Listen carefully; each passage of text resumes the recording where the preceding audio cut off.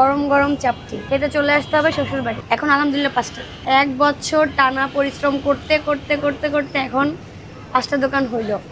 আপু আমরা শুনলাম যে আপনার বিয়ে হয়ে গেছে। না হয় নাই, হবে। সবাইকে দাওয়াত দিবেন তো নাকি? সবাইকে দাওয়াত দিব। তো বিয়ে হওয়ার পর কি খাবার ফ্রি, মানে শ্বশুর বাড়ি আসবেন যেদিন বিয়ে হবে সেদিন ফ্রি, আর এরপর আবার টাকা দিয়ে ফ্রি নাকি সবার ফ্রি? আমার জামাই ফ্রি শুধু, আর কারণ এটা একটু মচমচা হয় বিধায় এটা খেতে মজা। আপনারা হাঁসের মাংস দিয়ে এটা খেতে পারেন, ট্রাই করতে পারেন, এটা অনেক মজা লাগে। আর অনেকে আমাকে কমেন্ট করে যে খোলা যা পিঠা তারা বানাতে, কিন্তু আমি ওইটা দিচ্ছি না, কারণ ওইটা আমার এখানে তেমন একটা চলে না।